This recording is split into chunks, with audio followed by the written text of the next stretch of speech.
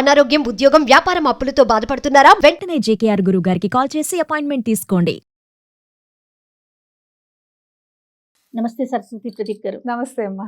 ఎప్పటి నుంచో మీతో మాట్లాడాలి, మీతో కొన్ని టాపిక్స్ డిస్కస్ చేయాలనుకుంటూ ఉన్నాను. అది ఈ రోజు దాకా వచ్చింది. అవును. ఒక మోటివేషనల్ స్పీకర్గా, పేరెంటింగ్ టిప్స్ మీద కానీ, లేకపోతే ప్రీ మ్యారిటల్ కౌన్సిలింగ్ కానీ, ఒక కౌన్సిలర్గా అంటే ఎన్ని వీడియోస్ చూస్తుంటానో మాటల్లో చెప్పలేను. మీవి ప్రదీప్ గారివి కూడాను. నాకు మీతో పేరెంటింగ్ మీద కొన్ని టాపిక్స్ మాట్లాడాలి, డిస్కస్ చేయాలి, కొన్ని ప్రజలకి, సుమన్ టీవీ ప్రేక్షకులకు అందించాలనే ఉద్దేశంతోనే నేను ఈ ఎపిసోడ్ స్టార్ట్ చేస్తున్నానండి. తప్పకుండా అమ్మా, తప్పకుండా. ముందు మనం పిల్లల దగ్గర నుంచి మొదలు పెడదాం. ఓ ఎస్. పిల్లల విషయం తీసుకుంటే మేడం, నో అనే దాన్ని యాక్సెప్ట్ చేయలేకపోతున్నారు. ఎందుకు అంటే నా నాలెడ్జ్ ప్రకారం వాళ్ళు అడగక ముందే అన్ని కాళ్ళ దగ్గర తీసుకొచ్చి పెట్టేస్తున్నాం.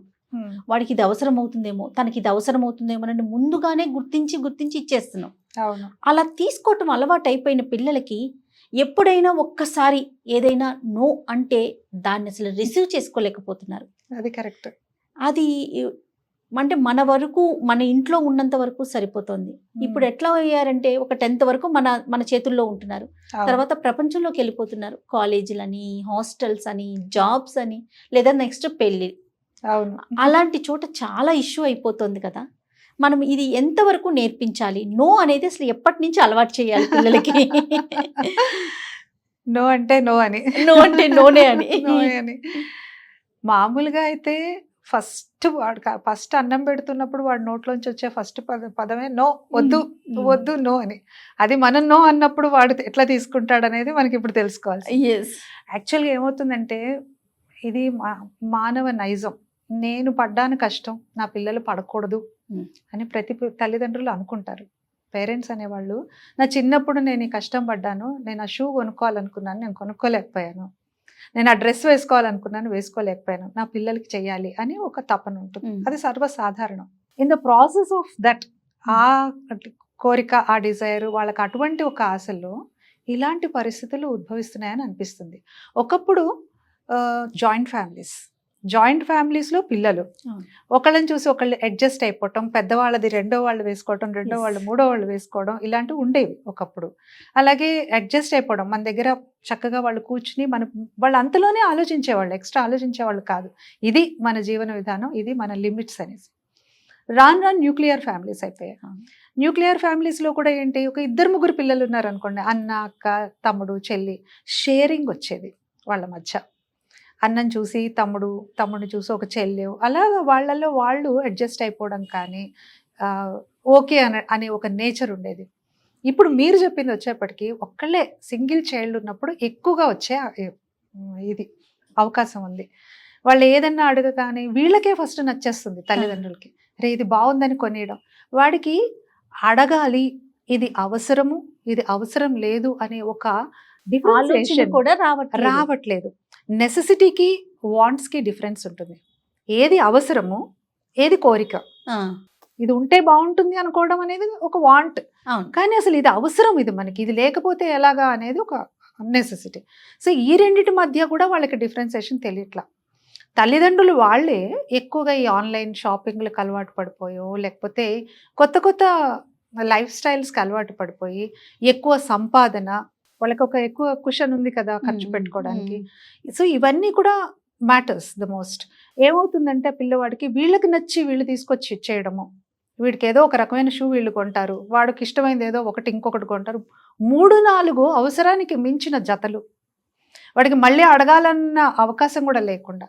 ఎప్పుడైనా ఇదే పరిస్థితిలో కొంచెం మీరు అన్నారు కదా, ఒక్కసారిగా రియలైజ్ అయిపోయో, నిజంగానే ఆ రోజున జేబులో డబ్బులు లేకపోతేనో, నిజంగానే ఆ రోజు కొనే అవకాశం టైం లేకపోతేనో, ఇవాళ కాదమ్మా అని చెప్పడానికి కూడా లేదు. నో, వాళ్ళు దే కాంట్ యాక్సెప్ట్ ఇట్. ఎందుకంటే వాళ్ళకి అసలు ఆ తేడా తెలియలేదుగా, వాళ్ళకి అసలు లేకపోవడం అనే ఒక ఇది తెలియలేదు పిల్లలకి. ఎప్పుడూ అబండెన్స్లో ఉండడమే తప్ప ఇది అవసరం, ఇలాంటి అవసరాలు ఉంటాయి, మనకన్నా అండర్ ప్రివిలేజ్డ్ వాళ్ళు ఉన్నారు, వాళ్ళు షూ కాదు కదా చెప్పులు కూడా కొనుక్కోలేని స్థితిలో ఉన్నారు అనే ఒక అవగాహన లేకపోవడం వల్ల వీళ్ళకి ఇక్కడికి తీసుకోలేకపోతున్నారు. చిన్నప్పటి నుంచి కూడా నేనేది పిల్లల్ని కష్టపెట్టమని చెప్పట్లేదు, కానీ కష్టం తెలిసేలా పెంచండి అని చెప్తున్నాను. రైట్.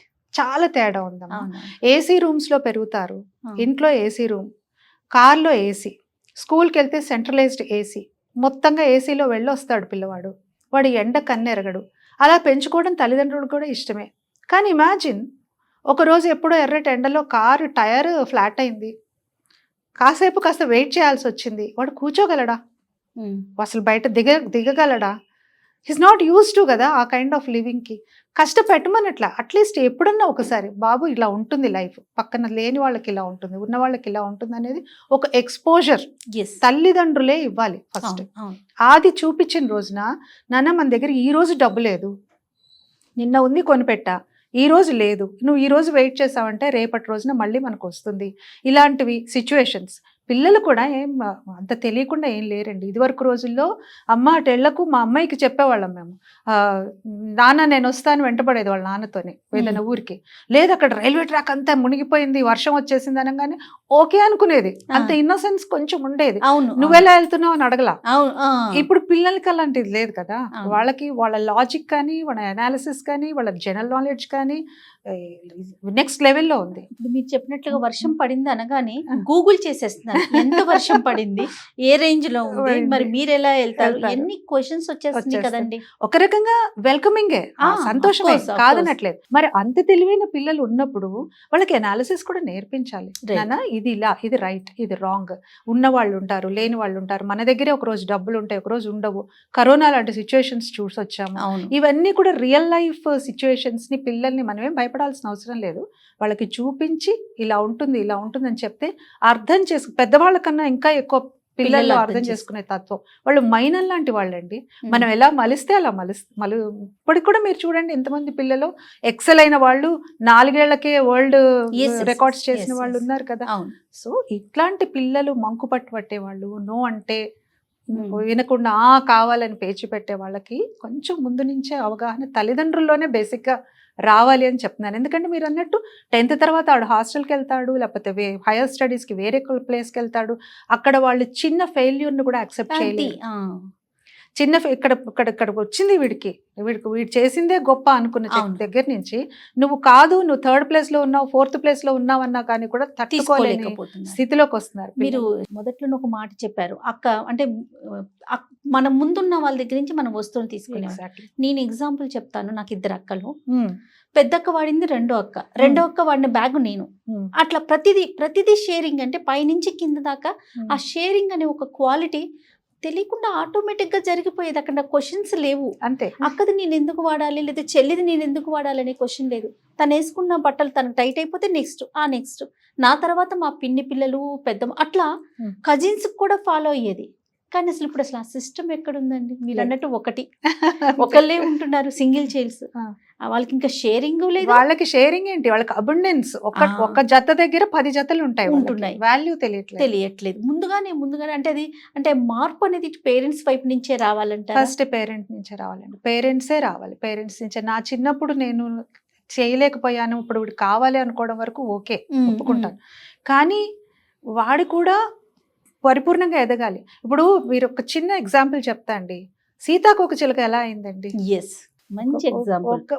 అదెంత ప్యూపా దశ, ఎన్ని దశలు దాటుకుని స్ట్రగుల్ అయ్యి లోపల ఫ్లూయిడ్స్ అన్ని ఫామ్ చేసుకున్న తర్వాత ఎగిరింది. అయ్యో కష్టపడిపోతుందని ముందే కట్ చేస్తే అది ఇంకా జీవితాంతం ఎగరలేదు కదా. ఆ కథ అందరికీ తెలుసు. మరి అలాగే పిల్లలు కూడా అంతే. Let them have that strength in there wings. వాళ్ళ ఆలోచనల్లో కానీ, బాడీలో కానీ, అన్నింటిలో కూడా ఆ స్ట్రెంగ్త్ వాళ్ళకి రావాలి అంటే వాళ్ళకి ప్రతిదీ ఆ స్ట్రగుల్ కానీ, ఆ కష్టం కానీ తెలుసు. అంటే ప్రెసెంట్ అంత నేర్పించట్లేదు అంటారా మీ ఉద్దేశం? ఎందుకు నేర్పించట్లేదండి? చాలా మంది నేర్పించే వాళ్ళు ఉంటారు. కొన్ని చోట్ల మీరు చెప్పింది ఇప్పుడు ఏది మనం ఏ టాపిక్ మాట్లాడినా జయలక్ష్మి గారు, అది కొంత శాతం వరకే. మొత్తం 100% ఇలాగే ఉన్నారు ఇప్పుడు పేరెంట్స్ అనడానికి లేదండి. నేను నా చుట్టూ ఎంతో మందిని చూస్తున్నాను. వాళ్ళు ఎంత బాగా పెంచుతున్నారు పిల్లల్ని, ఆల్రౌండ్ డెవలప్మెంట్ ఇస్తున్నారు. ఒకప్పుడు చదువే మా అప్పుడు చిన్నప్పుడు ఎలా ఉంది, ఇది పాట ఎక్కువసేపు పాడినా, డాన్స్ క్లాస్కి వెళ్తా అన్నా చదువు భంగం అయిపోతుంది అన్న ఫీలింగ్ కదా.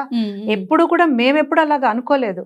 ఎక్స్ట్రా కరిక్యులర్ యాక్టివిటీస్ డెఫినెట్ గా మన మెయిన్ కరిక్యులం కి కాంప్లిమెంట్ చేస్తాయి, సపోర్ట్ చేస్తాయి. ఇప్పుడు అక్కడ మనం డ్రామాలో డైలాగ్ గుర్తుపెట్టుకున్నాం అంటే ఇక్కడ ఖచ్చితంగా ఒక పైథాగరస్ థియరీ గుర్తుపెట్టుకుంటాం. ఇది మా సిద్ధాంతం. కానీ ఒకప్పుడు అలా లేదు కదా. చదువుకోవాలి, నువ్వు పాటలు నువ్వు యాక్టింగ్లు అంటే నీకు ఇక్కడ చదువు ర్యాంక్స్ చూసేవారు ర్యాంక్స్, డాక్టర్లు, ఇంజనీర్లు. కానీ ఇప్పుడు చాలా చేంజ్ వచ్చింది, అన్నిట్లో ఎంకరేజ్ చేస్తున్నారు పిల్లల్ని. తల్లిదండ్రులు టైం పెట్టుకుని వెళ్ళి వాళ్ళకి ప్రాక్టీసులకి తీసుకెళ్తున్నారు, క్లాసుల్లో చేర్పిస్తున్నారు. అందరిని అంటానికి లేదు, ఒక వర్గం వాళ్ళకే మనం మాట్లాడేది. అంతే అంతే, డెఫినెట్ గా. Thank you so much. Thank you, నమస్తే.